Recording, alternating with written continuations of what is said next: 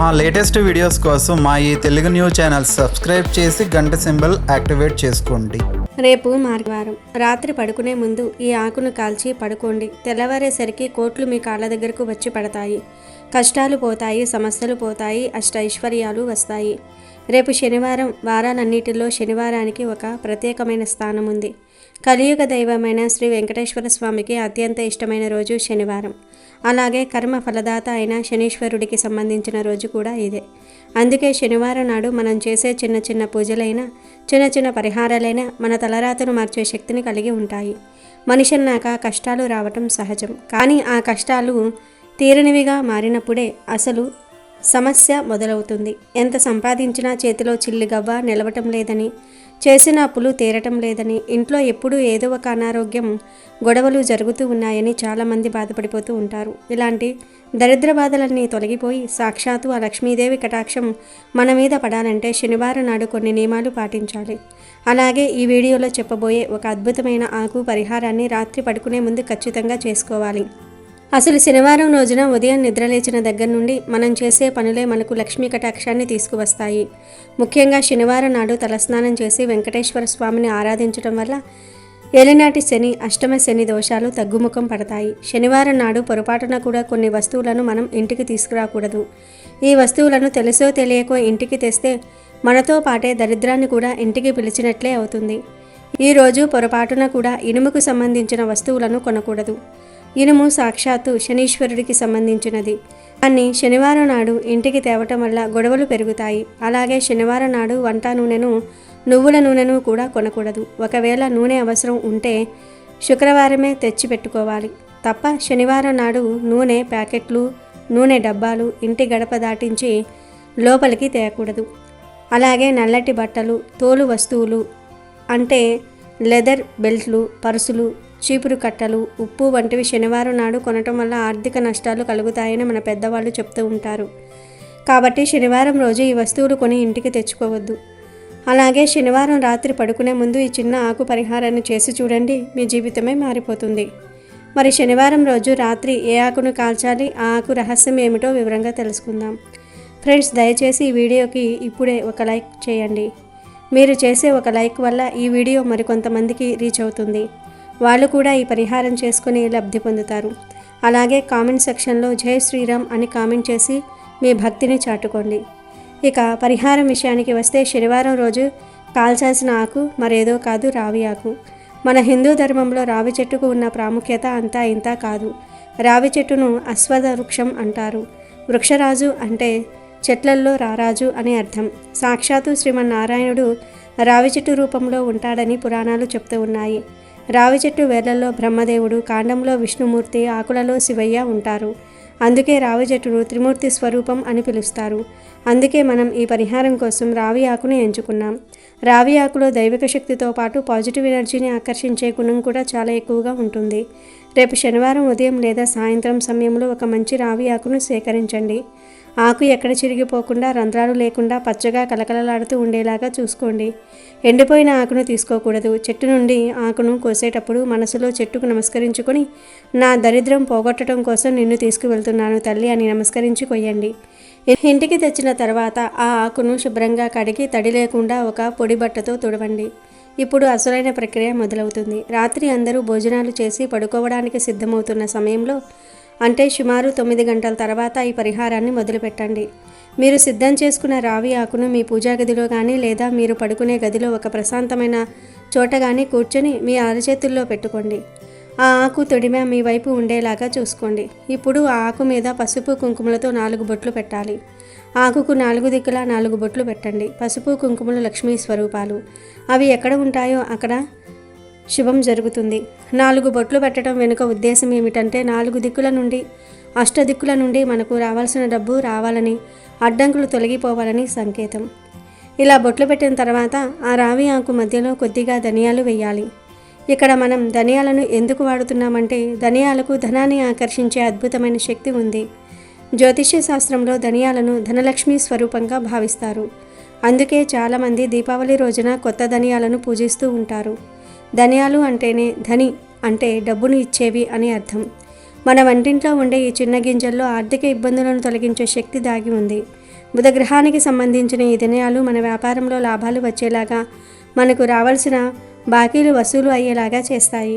అందుకే ఒక చిన్న గుప్పెడు ధనియాలను తీసుకుని లక్ష్మీదేవిని మనసులో తలుచుకుంటూ ఆ రావి ఆకు మధ్యలో వేయండి. ఆ ధనియాలు వేసేటప్పుడు నాకున్న ఆర్థిక కష్టాలన్నీ తీరిపోవాలి, నా చేతిలో డబ్బు నిలవాలి అని బలంగా కోరుకోండి. ఇప్పుడు ఆ ధనియాల పైన ఒక ఎండుమిరపకాయను కూడా పెట్టండి. ఎండుమిరపకాయని ఎందుకు పెడుతున్నామంటే మన ఎదుగుదలను చూసి ఓర్వలేక ఏడ్చేవాళ్ళు, ఏడుపు మన మీద పడిన నరదృష్టి నరకోశ పోవడానికి ఎండుమిరపకాయ అద్భుతంగా పనిచేస్తుంది. నరుడి ఏడ్పుకి నల్లరాయి కూడా పగులుతుంది అని పెద్దలు అంటూ ఉంటారు. మనకి ఎంత సంపాదన ఉన్నా ఇలాంటి దిష్టి దోషాలు ఉంటే ఆ డబ్బు ఆవిరైపోతుంది, అనారోగ్యాల పాలవుతుంది. నెగిటివ్ ఎనర్జీని లాగేసుకునే శక్తి ఎండుమిరపకాయలలోని ఘాటుకు ఉంటుంది.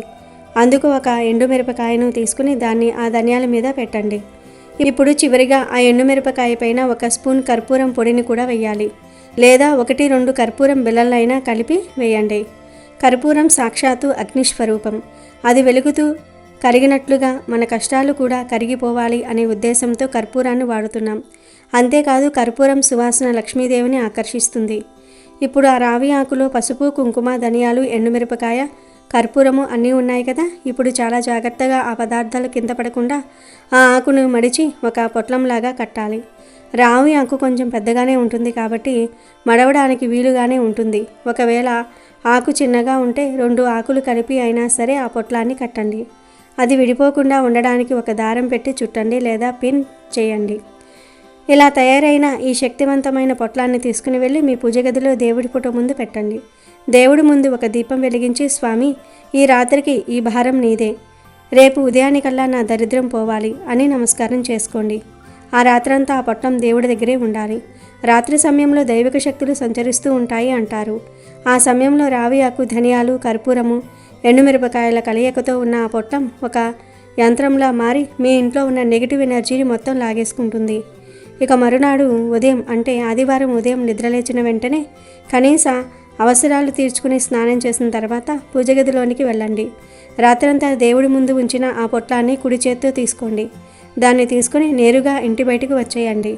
ఇంటి లోపల మాత్రం దీన్ని కాల్చకూడదు. బాల్కనీలోకి కానీ, ఇంటి ముఖద్వారం బయటకు కానీ, లేదా మీ ఇంటి మిద్దె మీదకు కానీ వెళ్ళండి. ఎక్కడైతే ఖాళీ ప్రదేశం ఉంటుందో, ఎక్కడైతే దీన్ని కాల్చడానికి వీలుగా ఉంటుందో అక్కడికి వెళ్ళండి. ఆ పొట్లాన్ని నేల మీద లేదా ఒక మట్టి ప్రమిదలో పెట్టి దాని మీద మరికొంచెం కర్పూరం పొడిని చల్లండి. ఎందుకంటే లోపల ఉన్న ధనియాలు, ఎండుమిరపకాయ మండడానికి కొంచెం సమయం పడుతుంది. పైన కర్పూరం వేస్తే త్వరగా అగ్ని అంటుకుంటుంది. ఇప్పుడు అగ్గిపుల్ల తీసి ఆ పొట్లాన్ని వెలిగించండి. మండుతున్నప్పుడు వచ్చే మంటను చూస్తూ మీ మనసులో ఉన్న భయాలు, ఆందోళనలు, అప్పుల బాధలు, శత్రువుల పీడ అన్నీ ఆ మంటల్లో కాలి బూడిద అయిపోతున్నాయని గట్టిగా భావించండి. మన సంకల్పమే ఇక్కడ ముఖ్యం. ఆ పొగల నుంచి వచ్చే వాసన మీ ఇంటి చుట్టూ ఒక రక్షణ కవచంలా ఏర్పడుతుంది. ఆ పొట్లం పూర్తిగా కాలి బూడిద అయిపోవాలి. మధ్యలో ఆరిపోతే మళ్ళీ కర్పూరం వేసి పూర్తిగా వెలిగించేయండి. అది పూర్తిగా బూడిదగా మారిన తర్వాత ఆ బూడిదని నీళ్ళల్లో కడిగేయవచ్చు, లేదా గాలికి వదిలేయవచ్చు, లేదా దగ్గరలో ఉన్న ఏమైనా చెట్టు మొదట్లో వేసేయచ్చు. ఇలా చేసిన తర్వాత వెనక్కి తిరిగి చూడకుండా కాళ్ళు చేతులు కడుక్కుని ఇంట్లోకి రండి. ఇది చేసిన వెంటనే మీకు ఒక తెలియని పాజిటివ్ వైబ్రేషన్ కలుగుతుంది. మనసు తేలిక పడుతుంది. ఈ పరిహారం చూడడానికి చాలా సులభంగా అనిపించవచ్చు, కానీ ఇందులో మనం వాడిన వస్తువులు చాలా శక్తివంతమైనవి.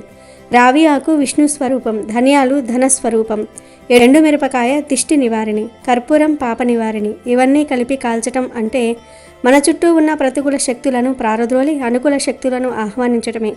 ఈ శనివారం రాత్రి చిన్న పని చేసి చూడండి. ఇది చేసిన కొన్ని రోజుల్లోనే మీ ఆర్థిక పరిస్థితుల్లో అనూహ్యమైన మార్పులు రావడం గమనిస్తారు. ఆగిపోయిన పనులు చకచకా సాగుతాయి. డబ్బు రావడానికి ఉన్న అడ్డంకులు తొలగిపోతాయి. వ్యాపారంలో లాభాలు పెరుగుతాయి. ఇంట్లో గొడవలు తగ్గి ప్రశాంతత లభిస్తుంది. కోట్లు వచ్చి కాళ్ళ దగ్గర పడతాయని చెప్పడం అత్యాశ కావచ్చు, కానీ ఖచ్చితంగా మీ అర్హతకు, మీ కష్టానికి తగిన ప్రతిఫలం దక్కుతుంది. లక్ష్మీదేవి కటాక్షం మీ మీద ఉంటుంది. నమ్మకంతో చేయండి, ఫలితాన్ని పొందండి. శనివారం ఆడవారు ఈ పనులు చేయకుండా ఉంటేనే లక్ష్మీదేవి ఇంటికి వస్తుందని శాస్త్రాలు చెప్తూ ఉన్నాయి. ప్రతి వారం చేసే పనుల వెనుక ఏదో ఒక అంతరార్థం, ప్రయోజనాలు ఉంటాయి.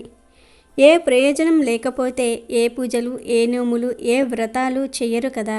మనకు ఉన్న 7 వారాలలో ఒక్కో రోజుకు ఒక్కో ప్రత్యేకత ఉంటుంది. వాటిల్లో శనివారం కూడా ఒకటి. శనివారం నాడు ఆడవారు కొన్ని పనులు అస్సలు చేయకూడదు. మరి ఆ పనులు ఏమిటో ఇప్పుడు మనం ఈ వీడియోలో తెలుసుకుందాం. ముందుగా ఒక చిన్న కథను విందాం. పూర్వం ఒక అడవిలో వయసు పైబడిన ఓ జంట కాపురము ఉండేవారు. వారు దారిద్ర్య రేఖకు దిగువగా జీవించేవారు. వారి ఇంట్లో కట్టుకోవడానికి ఒక గుడ్డ ముక్క కూడా ఉండేది కాదు. వారి ఇద్దరిలో ఒకరు ఇంట్లో ఉంటే మరి ఒకరు చిన్న వస్త్రం పీలికను ఒంటిపై కట్టుకుని యాచనకు వెళ్ళేవారు.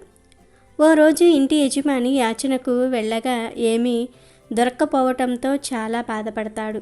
చివరికి ఓ చెట్టు కింద కూర్చొని తన కష్టాలను చెట్టుతో చెప్పుకుంటూ ఉంటాడు. అయితే ఆ చెట్టుపై ఉన్న గుడ్లగూబ అతని కష్టాలను విని అతని కష్టాలను తీర్చాలని ప్లాన్ వేస్తుంది. ఓవైపు లక్ష్మీదేవిని ఓ కంట కనిపెడుతూ తను వెళ్తున్న మార్గాన్నే అనుసరిస్తూ వెళ్తుంది. అలా లక్ష్మీదేవి ఏ ఇంట్లో కాళ్ళు మోపడానికి ప్రయత్నిస్తుందో ఆ ఇంటి మేడపైకి ఎక్కి అరుస్తుంది. సాధారణంగా శాస్త్రం ప్రకారం గుడ్లగూబ ఏ ఇంటి మీద వాలుతుందో ఆ ఇంట్లోకి లక్ష్మీదేవి ప్రవేశించకూడదు. కనుక లక్ష్మీదేవి ఆ శబ్దం విని అక్కడి నుండి వెళ్ళిపోతుంది.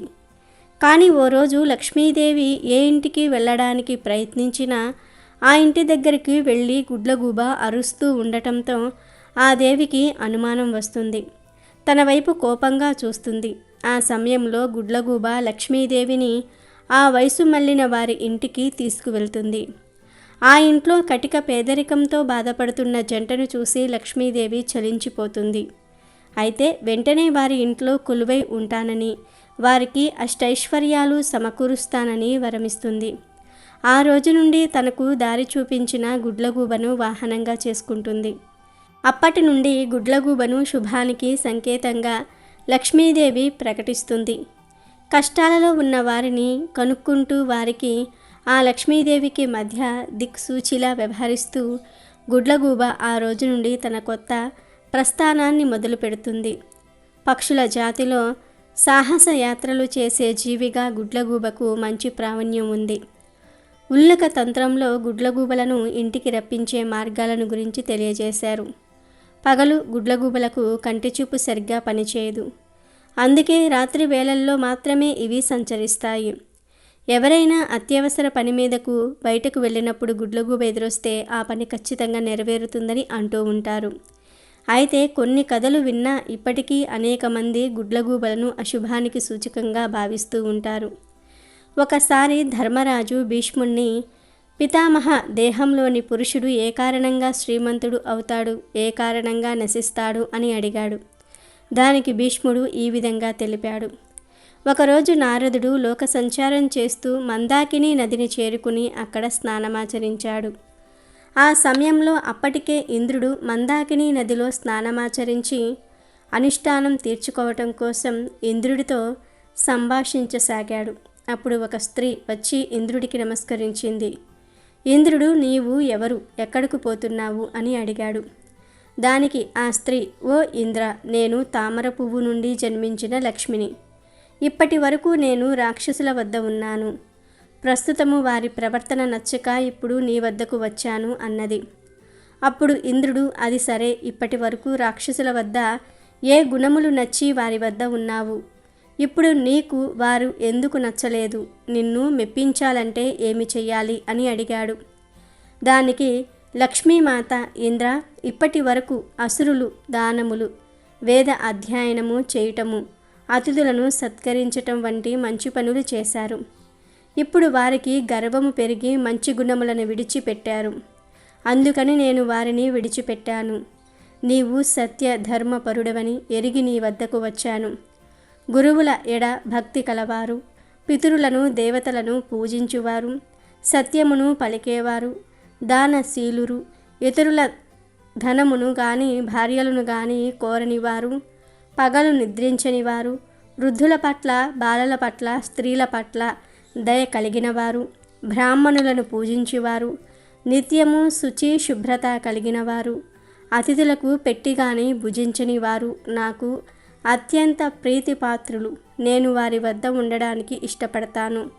అలా కాక కామముకు, లోభము, క్రోధములకు లోనై ధర్మమును విడిచినవారు, గర్విష్ఠులు, అతిథి సత్కారము చెయ్యనివారు, పురుష వాక్యములు పలుకువారు, క్రూరపు పనులు చేయువారును నేను మెచ్చను, అటువంటి వారి వద్ద ఉండడానికి నేను ఇష్టపడను అన్నది లక్ష్మీదేవి. ఆ మాటలకు ఇంద్రుడు, నారదుడు ఎంతో సంతోషించారు. ఇంద్రుడు లక్ష్మీదేవితో సహా స్వర్గానికి వెళ్ళాడు. కనుక ధర్మరాజా, లక్ష్మీదేవి నివాస స్థానములు శ్రీమంతుడు అవ్వాలంటే లక్ష్మీదేవిని ఎలా మెప్పించాలో తెలుసుకుంటివి కదా, అలా నడుచుకో అన్నాడు. కనుక లక్ష్మీదేవికి సంతోషమును కలిగించే విధంగా నడుచుకున్నవారు ఆ దేవి అనుగ్రహాన్ని పొంది సుఖ సౌఖ్యాలు అనుభవిస్తారు. ఏనుగు యొక్క కుంభస్థలం, గోపృష్టం, తామర పువ్వు, బిల్వదళం, స్త్రీ యొక్క శ్రీమంతము అనగా నుదిటి భాగము, ఈ 5 కూడా లక్ష్మీదేవికి ప్రబల నివాస స్థానములు. అందుకే ఏనుగు ముఖమును, గోపృష్టమును పూజించటం వలన, పద్మములతోనూ బిల్వదళములతోనూ ఈశ్వరుని సేవించటం వలన, సీమంతమందు కుంకుమతో అలంకరింపబడిన స్త్రీల ముఖమును దర్శించటం వలన లక్ష్మీదేవి అనుగ్రహం కలుగుతుంది. అనేక సంపదలను పొందగలము. వీడియోలోకి వస్తే, శనివారం అనేది వెంకటేశ్వర స్వామి వారికి సంబంధించిన రోజు. న్యాయదేవుడైన శనివారానికి అధిపతి కాబట్టి శనివారం రోజు ఆడవారు ఉప్పు, ఇనుముకు సంబంధించిన వస్తువులను కొనకూడదు. అంతేకాదు శనివారం రోజు ఉత్తర, తూర్పు దిశల్లో కూడా ప్రయాణించకూడదు. శనివారం రోజు పేదలు, పారిశుద్ధ్య కార్మికులను కూడా అవమానపరచకూడదు. అంటే మిగతా రోజులలో అవమానించవచ్చా అని కాదు. కష్టజీవుల్లో శని కొలువై ఉంటాడు. కష్టపడి పనిచేసే వారిని ఎప్పుడూ కూడా బాధ పెట్టినా, ఇబ్బంది పెట్టినా శనిదేవుడు మిమ్మల్ని వదిలిపెట్టడు. అలాగే శనిదేవునికి మాతృభక్తి ఎక్కువ కాబట్టి శనివారం రోజు ఎవరైతే తల్లిదండ్రులను బాధ పెడతారో వారిని శని పట్టి పీడిస్తాడు. శనివారం రోజు తల్లిదండ్రులను సేవించే వారిని శని అనుగ్రహిస్తాడు.